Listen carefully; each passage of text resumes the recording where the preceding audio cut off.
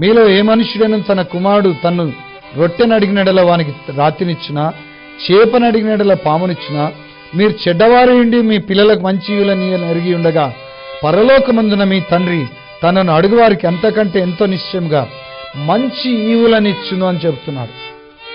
ఇక్కడ మంచి ఈవుల గురించి చెప్తున్నాడు. ఇంతకుముందు సందర్భంలో పరిశుద్ధాత్మ కొరకు ప్రార్థించమని ఆ ఉపమానం చెప్పాడు. ఇక్కడ మంచి ఈవుల కొరకు కూడా మనల్ని ప్రార్థించమని ప్రభువు చెప్తున్నాడు. మీలో ఎవరైనా మరి మీ కుమారుడు చేపనడితే పామునిస్తారా, రొట్టెనడితే రాతినిస్తారా? మీరు చెడ్డవారి ఉండి కూడా మీ పిల్లలకు మంచి ఈవులను ఎరిగి ఉన్నారే. అప్పుడు మీ పరలోకమందున తండ్రి ఎంతో మంచివాడు, ఆయన అడిగితే మీకు తప్పకుండా ఎంతో నిశ్చయంగా మంచి ఈవులను ఇస్తాడని దేవుని వాక్యంలో రాయబడింది.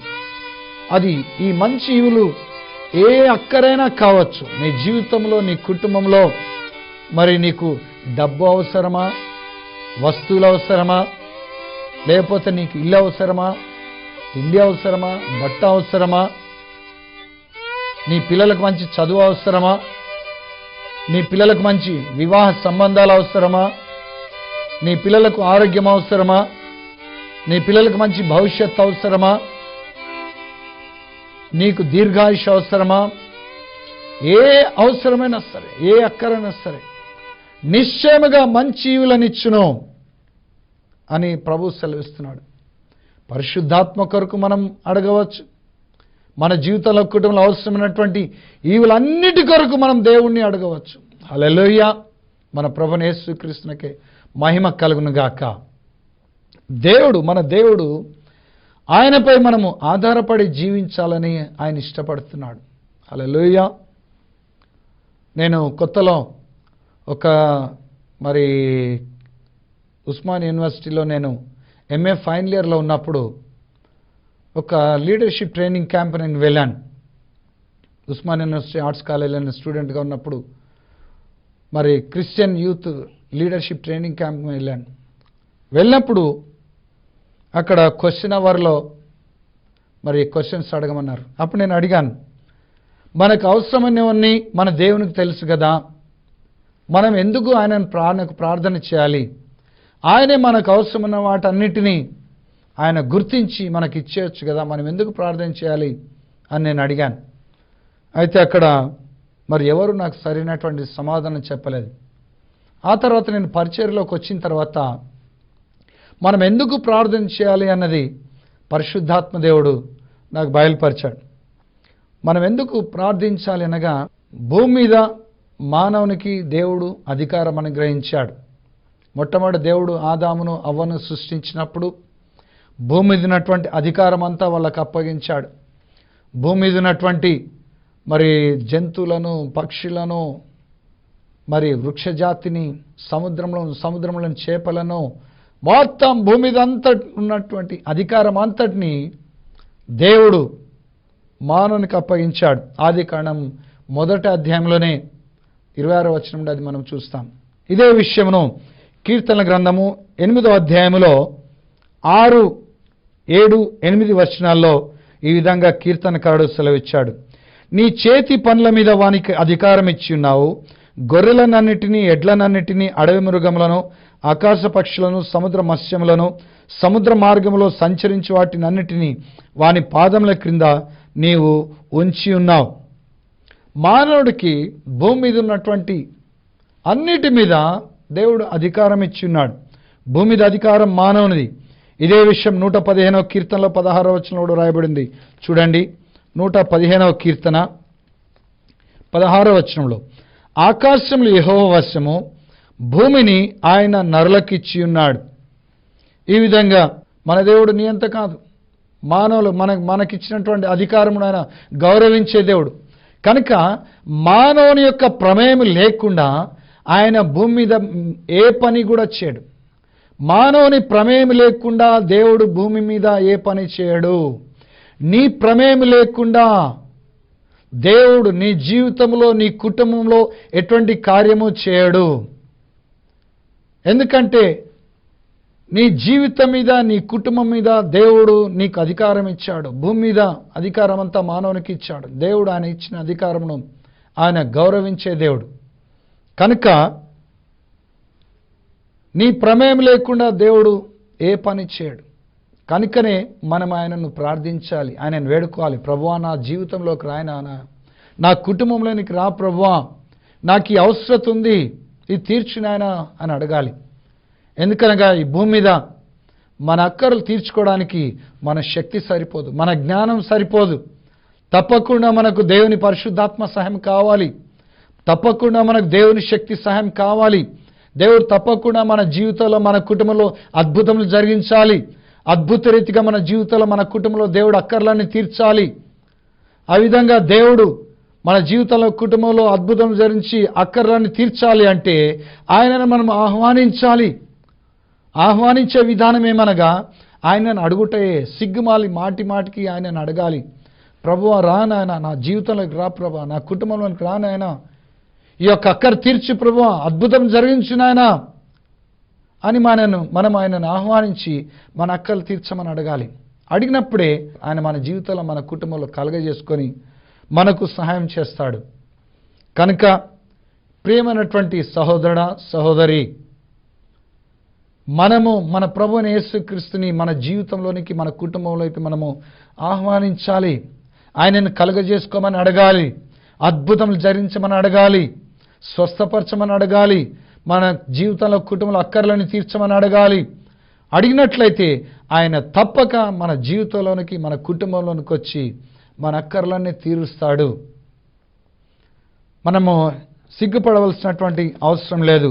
మత్తయి సువార్త 15వ అధ్యాయంలో 21వ వచనం నుండి 28వ వచనం వరకు చూసినట్లయితే, ఒక కనాను దేశపు స్త్రీ, ఒక ఆమె తూరు సీదోను ప్రాంతములకు ప్రభు వెళ్ళినప్పుడు ప్రభు దగ్గరకు వచ్చి, ప్రభువా, దావీదు కుమారుడా, నన్ను కరుణింపుము, నా కుమార్తె దయ్యం పట్టి చాలా బాధపడుతుందని చెప్తే ప్రభు ఆమెతోటి ఒక్క మాట కూడా ఆమెతోటి చెప్పలేదు.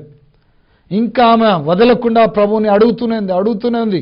శిష్యులకు విసుగొచ్చింది, ప్రభు ఏమైనా పంపిపోయినానా, ఏం మన వెంట వస్తూ బాగా విసిగిస్తుంది, అడుగుతుంది, పంపివే అంటే ప్రభు అన్నాడు, ఇశ్రాయేలు ఇంటి వారైనా నశించిన గొర్రెల దగ్గరే నేను పంపబడ్డాను కానీ మరి ఎవరి యొద్దకు నేను పంపబడలేదు అన్నాడు.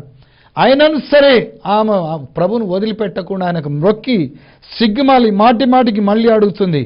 అందుకు ప్రభు అన్నాడు, చూడమ్మా, ఇది పిల్లల రొట్టె, స్వస్థత అన్నది తీసుకొని కుక్క పిల్లలకు వేట యుక్తము కాదు అని ఆమెతో చెప్పాడు. అప్పుడు ఆమె అన్నది, నిజమే ప్రభువా, కుక్క పిల్లలు కూడా తమ యజమానుల బల మీద నుండి పడే రొట్టె ముక్కలు తింటాయి కదా, ఆ విధంగానైనా సరే నా బిడ్డకు స్వస్థతనివ్వమని ప్రభువుని సిగ్గుమాలి మాటికి అడిగింది. కుక్క పిల్లల స్థితికి కూడా ఆమె తగ్గించుకుంది. అప్పుడు ప్రభు అన్నాడు ఆమెతోటి, అమ్మా, నీ విశ్వాసం గొప్పది, నీవు కోరినట్టే నీకు అవునుగా కానవతో చెప్పాడు. వెంటనే ఆ గడిలో ఆమె కుమార్తె స్వస్థత పొందింది. సిగ్గుమాలి మాటికి అడగడంలో నీ విశ్వాసం బయలుపడుతుంది. హల్లెలూయా. కనుక నీవు నిజంగా విశ్వాసం గలదానివైతే, నిజంగా విశ్వాసం గలవాడివైతే ప్రభువును వదలకుండా సిగ్గుమాలి మాటికి ఆయనను అడిగి అన్నీ పొందుకో, అన్ని దేవుడు నీకు ఇస్తాడు. కనుక ఏమాత్రం సంశయించకు. ఈ సమయంలో నాతో పాటు ప్రార్థనలు ఏకీభవించి నీ జీవితంలో, నీ కుటుంబంలో కావాల్సిన అన్ని పొందుకోవాల్సిన నేను కోరుతున్నాను. ప్రార్థించుకుందాం. పరిశుద్ధులైన మా పరలోక తండ్రి, యేసుక్రీస్తు ప్రభువానికి స్తుతులు స్తోత్రములు చెల్లిస్తున్నాను. సర్వశక్తివంతుల, సర్వాధికారం దేవ, సర్వోన్నత, సర్వ సృష్టికర్త, మా కొరకు శిలువలో రక్తం కార్చి ప్రాణమిచ్చి మాకు బదులుగా చనిపోయి పాతిపెట్టువాడు, తిరిగి 3వ దినమున సమాధిలో నుండి సజీవుగా ఇచ్చిన దేవానికి స్తోత్రములు. పరిశుద్ధాత్మ స్వరూపిగా ఈ సమయంలో మాలోను మాతో ఉన్న దేవానికి స్తోత్రములు. ప్రభువా, ఇదిగో ఈ సమయంలో ఇంతవరకు నీ బిడ్డలతో నీ మాట్లాడేందుకు స్తోత్రములు. నీ వాక్యం 100% సత్యం నాయనా, నీ వాక్యం ఏమాత్రం అబద్ధం లేదు ప్రభువానికి స్తోత్రములు. ప్రభువా, ఇదిగో ఈ సమయంలోనైనా నీ దాసుని నా ద్వారా నీవు ప్రకటింపజేసిన వాక్యం సత్యమని ఇదిగో ప్రభా చూస్తున్నటువంటి, వింటున్నటువంటి బిడ్డలందరూ తెలుసుకున్నట్లుగా ఇప్పుడైనా వీరి జీవితంలోనికి దిగిరండి, ఇప్పుడే వీరి కుటుంబంలోకి దిగిరండి నాన్న, వీరి గృహాల్లోకి దిగిరండి ప్రభా. నేను వీరి గృహాలు, వీరి జీవితాన్ని పరిశుద్ధాత్మతో నింపండి నాన్న, ఇప్పుడే వీరికి అద్భుతం జరిగించండి ప్రభా. స్తోత్రం ప్రభా. ఈ బిడ్డల్లోనైనా ఎవరెవరు ఎటువంటి అక్కరతో ఉన్నారో నీకు తెలుసు ప్రభా, నీకు స్తోత్రాలు. పరిశుద్ధాత్మ దేవా, యేసుక్రీస్తు ప్రభునాలు ఇప్పుడైనా నాయన ఈ బిడ్డలు మీరు దృష్టించి ప్రభా, వీరి అక్కర్లన్నీ ఇప్పుడే తీర్చవలసిందిగా నేను వేడుకుంటున్నా ప్రభా, నీకు స్తోత్రాలను. అన్నిటికంటే ముఖ్యంగా ఇదిగో చూస్తున్నటువంటి వింటున్నటువంటి బిడ్డలో యేసయ్యా, ఇప్పుడేనైనా నీ పరిశుద్ధాత్మను కొలత లేకుండా కుమ్మరించండి. కొలత లేని ఆత్మని బిడ్డలో కుమ్మరించండి నా, తద్వారా నీ కొలత లేని ప్రార్థనాత్మని బిడ్డలో నింపండి. నీ కొలత లేని విజ్ఞాపనాత్మని బిడ్డలో నింపండి. నిత్యం ఈ బిడ్డలు నాన్న నీకు ప్రార్థన విజ్ఞాపన చేసే బిడ్డలుగా వీరిని ఆశ్రయించండి నాన్న. వీరు విసుకకి నిత్యం ప్రార్థించే బిడ్డలుగా వీరిని ఆశ్రయించండి నాన్న. సిగ్గుమాలి మాటికి నిన్ను అడిగే బిడ్డలుగా వీరిని ఆశ్రయించండి ప్రభా, నీకు స్తోత్రములు. వీరి జీవితాల కుటుంబాల నాన్న ప్రభా, స్వస్థత కొరకు కానీ, అద్భుతముల కొరకు కానీ, ఏ అక్కర కొరకు కానీ ప్రభా వీరు అడిగినను ఎన్నడూ వీరి అక్కరను ప్రభా నీవు కాదనకుండా నాన్న వీరి అక్కర్లను తీర్చండి ప్రభా, నీకు స్తోత్రములు.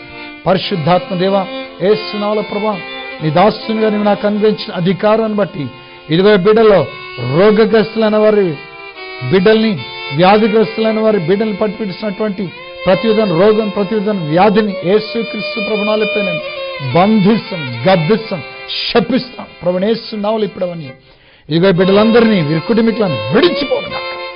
పరిశుద్ధాత్మ దేవా, యేసయ్య శిలువలో నీ పైన గాయమిస్తాం. ఈ బిడ్డలందరికీ ఇప్పుడు నేను సంపూర్ణ విడుదలిస్తున్నాను, సంపూర్ణ స్వస్థతనిస్తున్నాను. ఈ బిడ్డలో ఇప్పుడైనా నీ శాంతి, సమాధానం, నీ ఆరోగ్యం, నీ బలం, నీ పరిశుద్ధాత్మ శక్తిని ఇప్పుడే నేను నింపుతున్నాను ప్రభా, నీకు స్తోత్రాలు. వీరి జీవితంలో, వీరి కుటుంబంలో ప్రతి ఉదయం అద్భుతము జరగను గాక, ప్రతి దినమున అద్భుతము జరగను గాక. అద్భుత రీతిగా వీరి జీవితాల కుటుంబంలో ప్రతి అక్కర ఇప్పుడే వీరికి తీర్చబడను గాక. నీకు స్తోత్రాలు ప్రభా. ఈ బిడ్డలందరూ మీరు ఆశ్చర్యించండి, దీవించండి, నీ కృపతో నింపాడి ప్రభా, నీకు స్తోత్రాలు. నీ కాపుదల నుంచి నీ సన్నిధ్యం మీరు తోడుగా ఉంచండి. యేసుక్రీస్తు పరిశుద్ధ నామమున ప్రార్థించి స్తుతించి మహిమ చెల్లించి వేడుకొని పొంది ఉన్నాము తండ్రి. ఆమేన్, ఆమేన్, ఆమేన్, ఆమేన్. ఇంతవరకు దైవజనులు రెవరెండ్ డాక్టర్ శాంతికిరణ్ గారి ద్వారా దైవ సందేశాన్ని విని ఆశీర్వదించబడినారని నమ్ముచున్నాం. దైవజనుల ప్రార్థనలో ఏకీభవించి మీరు స్వస్థత గాని, అద్భుతం గాని పొందుకున్నట్లయితే వెంటనే ఒక ఉత్తరం ద్వారా గాని, ఒక ఫోన్ ద్వారా గాని, ఒక ఈమెయిల్ ద్వారా గాని మాకు తెలియజేయండి. మీతో కలిసి ప్రభువులో మేము ఆనందిస్తాం. మీ ప్రార్థన అవసరతలను కూడా ఎప్పటికప్పుడు మాకు తెలియజేయండి. మీలో చాలా మంది ఫోన్ చేసి దైవజనులతో ప్రార్థన చేయించుకున్న తర్వాత మీ పేర్లు, మీ సమస్యలు గుర్తుపెట్టుకొని ప్రతిరోజు ప్రార్థించమని కోరుతున్నారు. రోజుకు 100 కొలది పేర్లను, సమస్యలను గుర్తుపెట్టుకొని ప్రార్థించడం అసాధ్యం. కాబట్టి మీ కొరకు టీవీ క్లబ్ మెంబర్షిప్ ఫామ్ ఒకటి మేము తయారు చేశాము. ఇక్కడ మీ పేరు, మీ కుటుంబ సభ్యుల పేర్లు రాసి ఇక్కడ మీ ఫోటో అతికించండి.